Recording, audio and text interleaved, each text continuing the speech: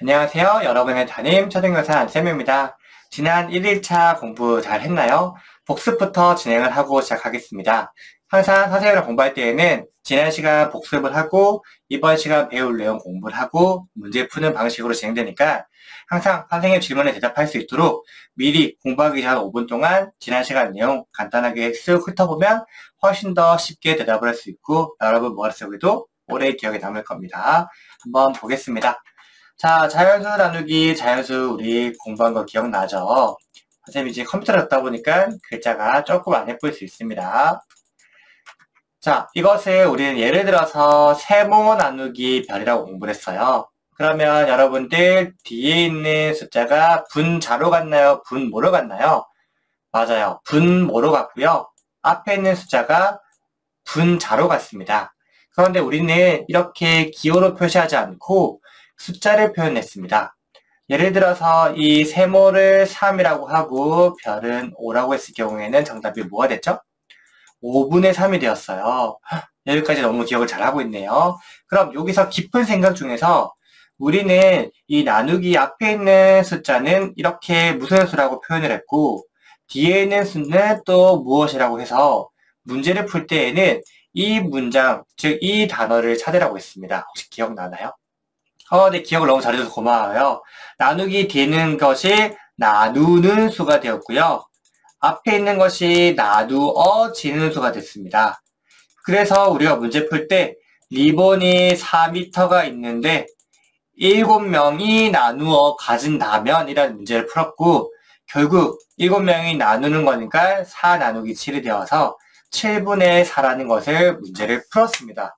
네, 여러분들 너무 잘 알고 있으니까 오늘 2일차 공부를 하고 혹시 이 부분이 헷갈린 친구들은 빠르게 1일차 복습을 하고 나서 2일차 공부를 시작하면 되겠습니다. 잠시 멈추고 1일차 공부하고 와주세요. 오늘은 1일차보다 나아가서 진분수 나누기 자연수를 할 거예요. 지난번에 여기가 자연수였다면 오늘은 진분수 나누기 자연수입니다. 네, 항상 수학에서는 문제를 풀 때 처음 접할 때에는 수직선 또는 그림을 표현하는데 이거 자꾸 나와. 나 이거 어려워하는 데가 아니라 나를 이해를 쉽게 도와주기 위해서 나왔구나 라고 생각을 하고 한번 접근해 보겠습니다. 자, 5분의 4 나누기 2라는 것은 결국 2로 뭐 해주라는 소리죠? 나누라는 소리죠. 왜? 뒤에 있는 수가 나누는 수니까. 그러면 앞에 있는 진분수에 즉 5분의 4를 둘로 나눠주라. 2등분하라는 소리입니다. 그럼 그림으로 봤을 때는 여기서부터 한 칸, 두 칸, 세 칸, 네 칸이 5분의 4인데 이것을 둘이 똑같이 2등분 한다면 즉 4개 있는 조각을 반 쪼갰더니 2까지죠.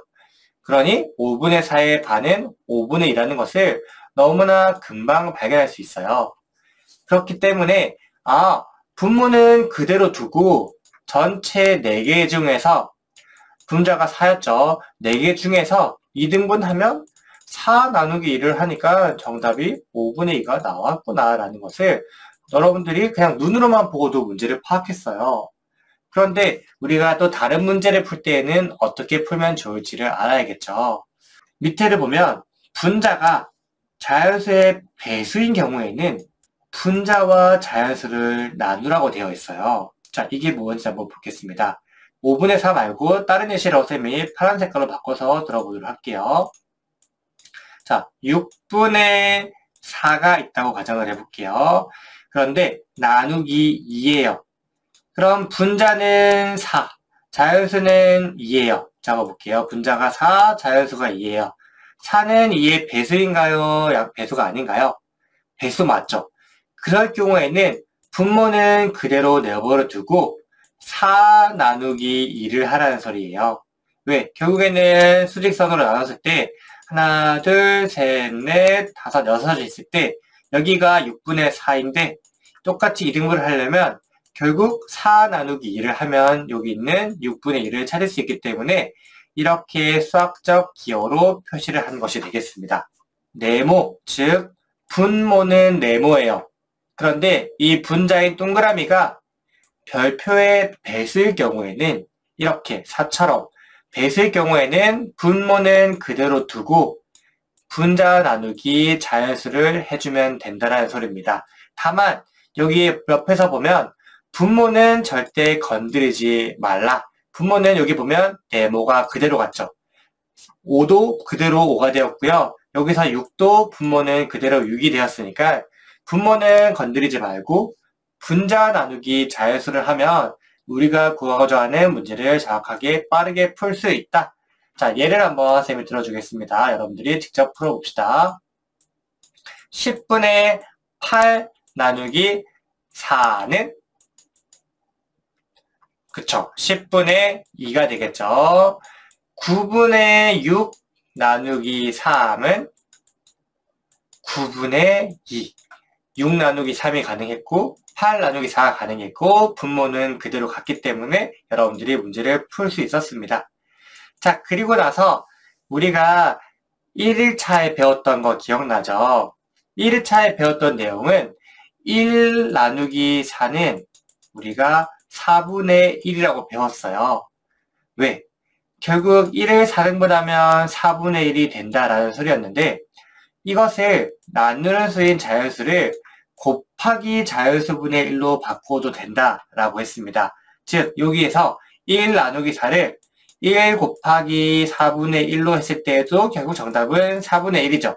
4등분한 것 중에 하나, 마찬가지로 4등분한 것 중에 하나이기 때문에 여러분들이 이거 나누기 할 때 5분의 4 나누기 2를 해도 되지만 지금 배운 것처럼 5분의 4 나누기 2 대신에 나누기 2를 곱하기 2분의 1로 바꿔도 된다는 소리입니다. 그걸 약분을 하면 1과 2가 약분이 되기 때문에 이렇게 해도 정답이 5분의 2가 된다. 첫 번째 방법과 두 번째 방법이 더 편한데 오늘은 첫 번째 방법을 잘 기억하고 있으면 좋겠고요. 다음 시간에 이 두 번째 방법에 대해서 조금 더 자세히 공부를 할 겁니다.